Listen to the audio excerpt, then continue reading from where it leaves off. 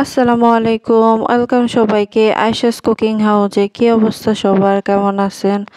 আজকে না মনটা এত খারাপ, শরীরটাও খারাপ, তার মধ্যে কারেন্ট আর নেট এত জ্বালাচ্ছে কি আর বলবো। দেশের এই অবস্থা, মন দিল একদম ভালো নেই, কিন্তু তার মধ্যে তো ফেসবুকের একটা প্যারা আছে, ভিডিও দিতেই হবে।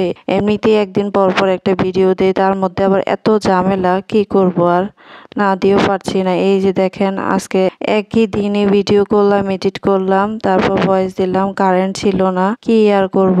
যাই হোক, আমি কিন্তু ফিশ ফ্রাই করছি, আর এটা কিন্তু আমি তাসলিমা নূর আপুর থেকে দেখেই, আমার ছেলেও দেখেছিল, ও দেখে বলছে যে আম্মু চলো আমরা একটু ফিশ ফ্রাই করে খাই। তো আপু তো কোরাল মাছ ফ্রাই করেছিল, অনেক বড়। আমার বাসায় না অত বড় মাছ ছিল না, এই ছোট দুটো তেলাপিয়া মাছে ছিল, কাটা কম, সেজন্য এটাই নিলাম, কারণ বাচ্চা তো খাবে।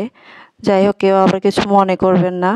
আমি এখানে লবণ, হলুদ, মরিচ, তারপর হচ্ছে আদা, জিরা, রসুন, তারপর হচ্ছে ধনিয়া গুঁড়া, ম্যাজিক মশলা 2 প্যাকেট, তারপর আমি একটু লেবুর রস দিয়ে দিলাম, সঙ্গে দিয়ে দিলাম সরিষার তেল। সবগুলো ভালো করে হাত দিয়ে মেখে নিয়েছিলাম, মেখে 2 ভাগ করে নিয়েছিলাম। আর এখানে আমি মশলা কিন্তু 1 টেবিল চামচ বেশি করে দিয়েছি, মানে 2 টেবিল চামচ করে মশলা দিয়েছি, 2টা মাছ যেহেতু।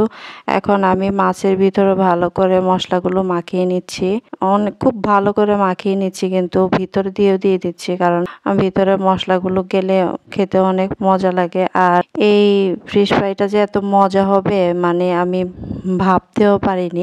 আচ্ছা, এই রেসিপিটা অনেকে অনেকভাবে ট্রাই করেছে, অনেক অনেক আগে অনেক রেসিপি আছে, আমি শুধু আপু থেকে অনুপ্রাণিত হয়ে বাচ্চার আবদারেই করলাম। যাই হোক, ছেলেটা খেতে চেয়েছিল, শেষমেশ যে এত মজা হয়েছিল, এটাই লাখ লাখ শুকরিয়া। এত কিছু, এত প্যারার পরও যে রেসিপিটা ভালো হয়েছে, কিন্তু ভালোভাবে দেখাতে পারছি না আপনাদেরকে, এটাই আফসোস আর কি। তো যাই হোক, মশলা 2টাতে মাখানো হয়ে গেছে। এখন আমি একটু বেশি করে প্যানে তেল দিয়েছি, আর তেলগুলো ভালো করে গরম করে নিয়েছি। এখন চুলার হিটটা লো হিটে করে দিয়েছি, আর মাছের উপর দিয়ে একটু তেল দিয়ে দিচ্ছি। আর 2 মিনিট ধরে আমি এক পিঠ ভেজে নিব। এক পিঠ 2 মিনিট ভেজে নেওয়া হলে আবার উল্টিয়ে দিয়ে আবার আরেক পিঠ 2 মিনিট ভেজে নিব। চুলার আঁচটা কিন্তু লো হিটেই থাকবে। এরপর আমি ঢাকনা দিয়ে 5 মিনিট আরেক পিঠ ফ্রাই করে নেওয়া হলে উল্টিয়ে দিয়ে আবার ঢাকা দিয়ে দিব 5 মিনিটের জন্য। এরপর আমার 5 মিনিট পর ফাইনাল লুক, মাছটা একদম ফ্রাই হয়ে গেছে, ভাজা ভাজা, আর কালারটাও মাশাআল্লাহ অনেক সুন্দর আসছে।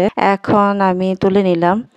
এই তো, এখন আমি একটু টক বানাবো, সেজন্য সামান্য লবণ আর লেবুর রস পানিতে দিয়ে দিলাম, সঙ্গে দিয়ে দিলাম চিলি ফ্লেক্স, একটু বেশি করে ঝাল ঝাল করে খাবো, সেজন্য মেখে নিলাম। এখন আমি মাছগুলো তুলে নিচ্ছি। এই তো, মাশাআল্লাহ অনেক সুন্দর হয়েছে মাছগুলো, কিন্তু ভালো লেগেছে, আপনারা ট্রাই করতে পারেন। ধন্যবাদ তাসলিমা নূর আপুকে, উনি আমাদেরকে এত সুন্দর একটা রেসিপি উপহার দিলেন।